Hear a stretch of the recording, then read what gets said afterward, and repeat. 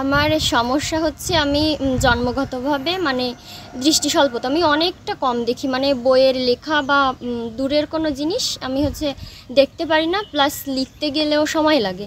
তো এবার বইয়ের লেখা দেখতে না পারলে পড়াশোনা চালানোটা অসম্ভব ছিল। তো ছোটোবেলা থেকে আমার ইচ্ছা ছিল যে আমিও পড়বো ওদের মতো।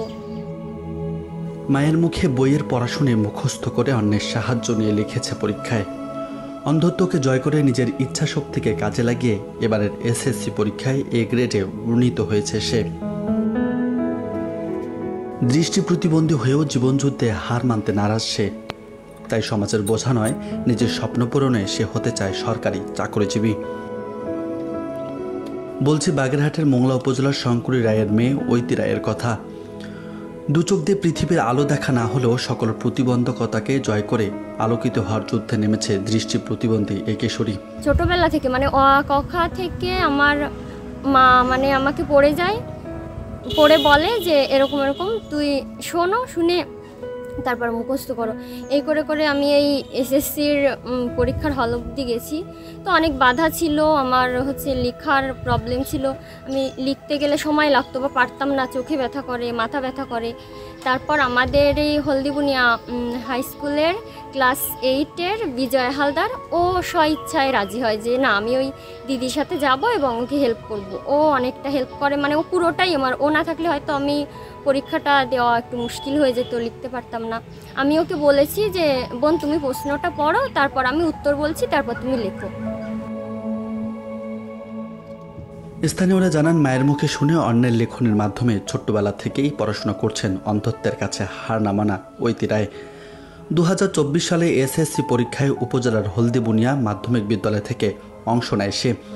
আমি বলছি তুমি লিখছো, অনেকটা কষ্ট হয়েছে আমি জানি, আসলে মানে একই এলাকার 8ম শ্রেণীর বিজয় হালদার নামের এক শিক্ষার্থীর সহযোগিতা নিয়ে পরীক্ষা দিয়ে জিপিএ 4.39 পেয়ে উত্তীর্ণ হয়েছে ঐতি। তারপরেও মেলা কাটাকাটি করতে হয়নি, তুমি যা বলেছো আমি তাই লিখেছি, ঠিক আছে, তারপরেও কষ্ট তো হয়েছে না।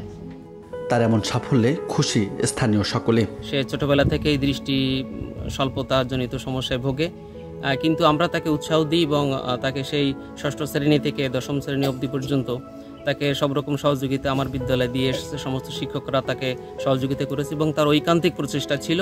তার মধ্যে অন্যরকম একটা প্রতিভা ছিল যে সে শুনলেই সে মনে রেখে অনেক কিছু লেখা বলা এবং সুন্দর কবিতা আবৃত্তি করতে উপজেলা পর্যায়ে সে অনেকবার গেছে। তো আমরা তাকে সহযোগিতা করেছি। ছোটবেলা থেকে পড়াশোনার ব্যাপারে খুব আগ্রহ ছিল ঐতির। তবে অভাবের সংসারে পড়াশোনা ও ঐতির চিকিৎসার খরচ বহন করা সম্ভব হয় না বাবা শঙ্করী রায়ের। মেয়ের ভবিষ্যতের কথা চিন্তা করে তাই সরকারের সহযোগিতা চান ঐতির পরিবার। ও ছোটবেলা থেকে এরকম দৃষ্টি প্রতিবন্ধী, কিন্তু যখন বুঝতে পারলাম যে আসলে দৃষ্টি প্রতিবন্ধী, তখন ভাবছিলাম যে আসলে কীভাবে লেখাপড়া শেখাবো, কী করব। এখন ওরও তো ভবিষ্যৎ গড়তে হবে, তাহলে কী করা যায়। তখন আমার এই সংসারের পিছনে সব সময় রেখে আমি ভাবলাম কি যে না, আমার মেয়েটার অন্তত একটু লেখাপড়া শিখাই।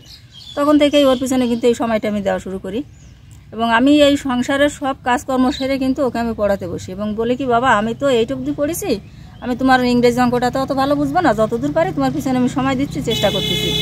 ওর প্রত্যেকটা বইয়ের একটা একটা করে অধ্যায় আমি রিডিং পড়ি, ও শুধু শোনে এবং রিডিং পড়ার পরে আমি ওই রিডিংয়ের মাঝখান দিয়ে ওরা শুধু প্রশ্ন ধরি যে বাবা এইটা প্রশ্ন বলছি তুমি একটা উত্তর দাও, ও দেয়। আমার প্রত্যাশা যে মেয়েটা যথেষ্ট মেধাবী, এর মেধার বিকাশ ঘটুক বা এর প্রতিভার বিকাশ ঘটুক, এটা আমি চাই। কিন্তু ওর তো প্রতিবন্ধকতা রয়ে গেছে, চোখে কম দেখে। সেক্ষেত্রে আমিও মনে করেন যে সাধারণ একটু কৃষিকাজ টাজ করি, অর্থনৈতিক অবস্থা এতটা সচ্ছল না। যদি ওরে একটু ভালো ট্রিটমেন্ট করার ব্যবস্থা আমি করতে পারতাম বা ও যদি চোখে দেখতো, আমি বিশ্বাস করি যে ও অনেক ভালো কিছু করতে পারত। ঐতির চিকিৎসা ও পড়াশোনার সহযোগিতার আশ্বাস দিয়েছেন উপজেলা নির্বাহী অফিসার নিশাত তামান্না। প্রথমে যেটা হলো যে ঐশিরায় চিকিৎসা ব্যবস্থাটা করা, যে ওর চোখটা কি আসলে ভালো হওয়ার যোগ্য কিনা, প্রথমে এটা আমরা একটা ইনিশিয়েটিভ নিতে পারি। দেন ওর পড়াশোনাটা যাতে ও কন্টিনিউ করতে পারে, তার জন্য আমরা উপজেলা প্রশাসন থেকে চেষ্টা করব ওকে একটা আর্থিক সাহায্য কন্টিনিউ করার জন্য। আর সামাজিক সুরক্ষা আমাদের যে সুবিধাগুলো আছে তার আওতায় ওদেরকে কীভাবে ইনভলভ করা যায় সে বিষয়ে আমি আমার সমাজসেবা অফিসার আছে, মহিলা বিষয়ক কর্মকর্তা আছে, ওনাদের মাধ্যমে ওর জন্য একটা ব্যবস্থা করবো যাতে ও পড়াশোনাটা কন্টিনিউ করতে পারে।